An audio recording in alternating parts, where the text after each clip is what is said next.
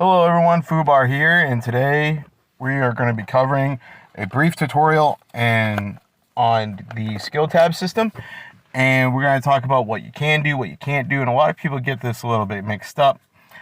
And I'm going to be a little bit brief on the 182 days, so we're going to break this down. When you're at 182 days, you get one skill tab slot, and you can put anything in there. So if you have the lead officer, only a lead officer can have one special ability added to the skill tab, and the other one, then you have your aide who has another one, and then you can add a defensive ability, an offensive ability, or a balanced ability.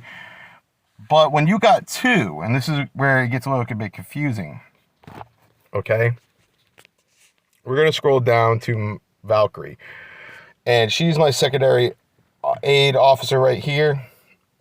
And as you can see, looking at the skill tabs here, I have an offense and a defense skill. Now, on your other officer, you can still run, which is my main, is a Guardian of Truth. As you can see right here, I have Spanner's special ability and then another offensive ability, which is troop damage. Now, let me explain a little bit here. You can run two offensive abilities as long as they are on separate officers in the same troop. So your lead officer has one, your aide officer can have one, and the same goes for balance, the same goes for defense. The only thing that applies differently is your special skill. Your special skill can only be on your lead officer, and you're only allowed to have one on your lead officer. So with that said, if I wanted to, I could actually swap over to a second defensive skill, which if I was to do that, I would do damage resist. And let me do a real brief guide right here. The reason why I would do damage resist and I do only troop damage for my officers we use in the skill tab system is because firepower is an increment of damage. It is what calculates damage.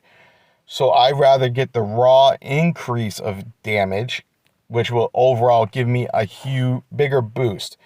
So between Guardian of Truth and my Valkyrie, I am at 30% additional damage before adding their skills. Now, if I were to do the double damage resistance, say I had Lady J's 20% and also Argent Flame's 20%, and I put them on two officers, that's now 40% damage resist. And when I say damage resist, that's accounting for all forms of damage. That means blast damage and direct damage dealt from tanks and infantry and so on. So therefore, that's why I always go with that setup. But for right now, for survivability's sake, in this current Cairo and most of the situations I've been running into, I did need Spanner's passive healing ability to keep going.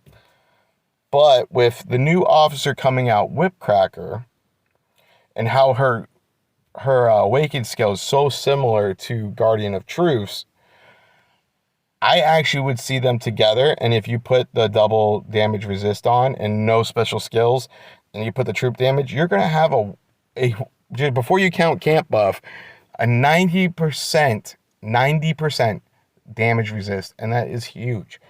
Cannot stress this enough. And I was inspired to make this a video because someone commented on my video and they were slightly confused. But because you can, as you can see right here, I'll demonstrate it. You cannot put another offensive on one officer, but you can have another offensive on a secondary officer. And just to demonstrate, as you can see right here on my unit, I have Valkyrie and Guardian of Truth on my helicopter. So that's why. And with everything coming out, you should be really focusing on one troop at a time, maxing them out, because that really benefits you in the long run. That's just a little tip of the day. But I hope this helped a little bit with understanding the skill tab system. If it did, please like, comment, and subscribe, and I hope you have a wonderful day. Thank you. Peace.